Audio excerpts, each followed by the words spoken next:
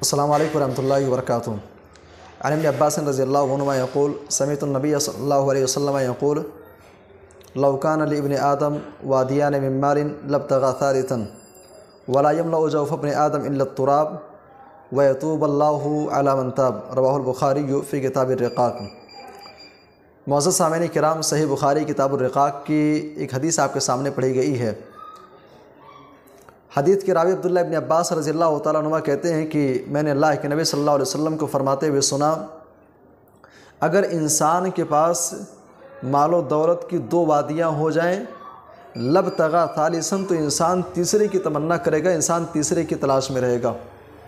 ولا يملأ جوف ابن آدم الا التراب، انسان کا جو پیٹ ہے اس کو کوئی چیز نہیں بھر سکتی ہے سوائے مٹی کے۔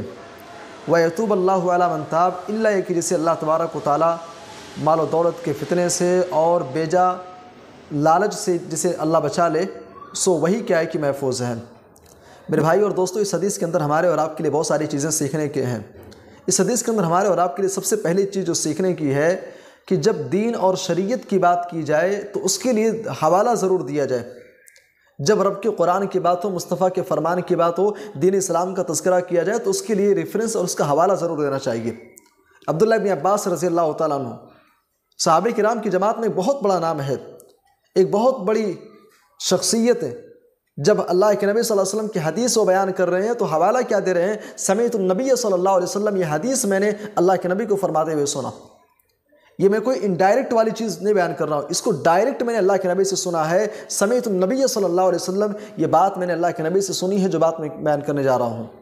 تو جب دین کی بات ہو، شریعت کی بات ہو تو اس کے لیے حوالہ ضرور دیا جائے، اس کا ثبوت ضرور دیا جائے۔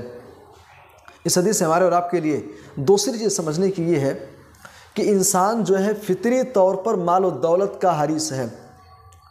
اللہ نے انسان کی فطرت ایسی بنائی ہے کہ انسان مال و دولت کا بہت زیادہ لالچی ہے۔ آپ خود اپنے سماج کا آپ جائزہ لے لیں بھائی، اپنے سماج پر آپ ایک نظر ڈال کر کے دیکھیں، ہم میں سے کون ایسا شخص ہے جس کو مال کی ضرورت نہیں ہے؟ کون ہے جس کو مال نہیں چاہیے، جس کو دولت نہیں چاہیے؟ ہر شخص مال کا طلبگار ہے، ہر شخص دولت کا طلبگار ہے۔ انسان کی فطرت اللہ نے ایسی بنائی ہے۔ پیارے نبی نے فرمایا لو کان لابن آدم وادیان من مال، اگر ابن آدم کے پاس مال و دولت کی دو وادیاں ہو جائیں، بلکہ بعض روایات کے اندر تو یہاں تک آتا ہے کہ سونے اور چاندی کی وادیاں ہوں، سونے اور چاندی کی دو وادیاں انسان کے پاس ہو جائیں، لابتغى ثالثا، انسان تیسری کی تمنا کرے گا، کاش ایک اور مل جاتا۔ اور آپ دیکھ لیں سماج کے اندر ایک ایسا انسان جو کروڑ پتی ہے وہ اور کی تمنا کر رہا ہے، جو لکھ پتی ہے، جو کروڑ پتی ہے، جو ارب پتی ہیں، جو کھرب پتی ہیں، ان کی تمنا اور صبح سے لے کر کے شام تک کوشش ہوتی ہے کہ مال اور زیادہ مل جائے، اور زیادہ مل جائے۔ تو انسان جو ہے فطری طور پر انسان کا نیچر ایسا ہے کہ انسان مال کا طلبگار ہے، انسان مال کے تعلق سے بہت زیادہ لالچی ہے۔ اس حدیث کے اندر ہمارے اور آپ کے لیے تیسری چیز سیکھنے کی یہ ہے، اللہ کے نبی نے فرمایا کہ وَلَا يَمْلَأُ جَوْفَ ابْنِ آدَمَ إِلَّا التُّرَابُ، انسان جو ہے بہت زیادہ آرزوؤں والا ہے، بہت زیادہ تمناؤں والا ہے۔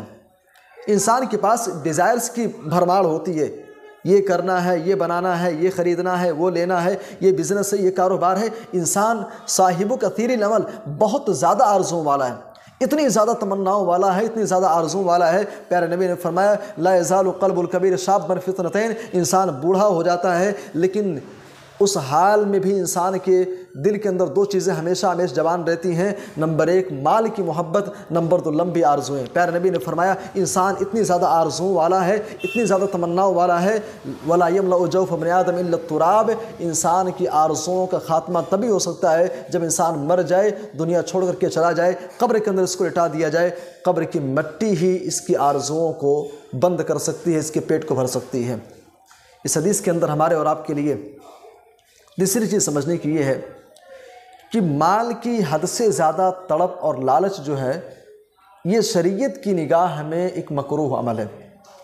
ایسا نہیں ہے کہ انسان مال نہ کمائے، دولت نہ کمائے، بزنس نہ کرے، کاروبار نہ کرے۔ آپ بزنس کیجئے، کاروبار کیجئے، لیکن مال کی اتنی زیادہ تڑپ ہو جائے، اتنی زیادہ لالچ ہو جائے کہ انسان حلال و حرام کو بھول جائے، مال و دولت کے حصول میں انسان رب سے غافل ہو جائے، شریعت سے غافل ہو جائے، آخرت کی تیاری سے غافل ہو جائے۔ جب انسان کے ہاں اس قدر مال کی تڑپ اور اس قدر مال کی لالچ پیدا ہو جائے، ایسی لالچ اور ایسی تڑپ شریعت کی نظر میں مکروہ ہے، مذموم ہے، ناپسندیدہ ہے۔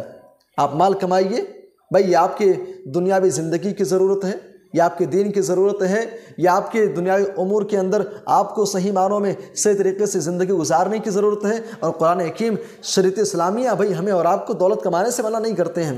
قرآن تو یہ کہتا ہے وَابْتَغِ فِيمَا آتَاكَ اللَّهُ الدَّارَ الْآخِرَةَ وَلَا تَنْسَى نَصِيبَكَ مِنَ الدُّنْيَا۔ اے انسان، تجھے دنیا کے اندر بھیجا گیا ہے، تیری حقیقی منزل آخرت ہے۔ وَابْتَغِ فِيمَا آتَاكَ اللَّهُ الدَّارَ الْآخِرَةَ، آخرت کے اندر اللہ نے جو چیزیں، جو انعامات تیار کر رکھی ہیں، اس کو پانے کے لیے تو محنت کر، تیاری کر، کوشش کر۔ وَلَا تَنْسَى نَصِيبَكَ مِنَ الدُّنْيا، دنیا کے اندر بھی تیرا حصہ ہے، دنیا کے اندر بھی تیرے حصے متعین کیے گئے ہیں، اس کو بھی پانے کی تڑپ کر۔ تیرے اپنے ذاتی خرچے ہیں، وائف ہے، بچے ہیں، ان سارے لوگوں کی حقوق اور ضروریات کو ادا کرتے ہوئے تجھے مال کی ضرورت پڑے گی، مال کما، لیکن مال کے تڑپ میں ایسا دیوانہ اور ایسا پاگل نہ ہو جا کہ دین سے غافل ہو جا، شریعت سے غافل ہو جا۔ پیارے نبی کہتے ہیں وَيَتُوبَ اللَّهُ عَلَى مَن تَابَ، انسان کو مال کی جب بے حد تڑپ پیدا ہو جائے، ایسی تڑپ اور ایسی لالچ سے اللہ جس کو بچا لے سو وہ بچ گیا۔ سامعین کرام، یہ چند باتیں تھیں، اللہ سے دعا ہے کہ اللہ ہم سب کو کہنے سننے سے زیادہ عمل کی توفیق دے، آمین، تقبل یا رب العالمین۔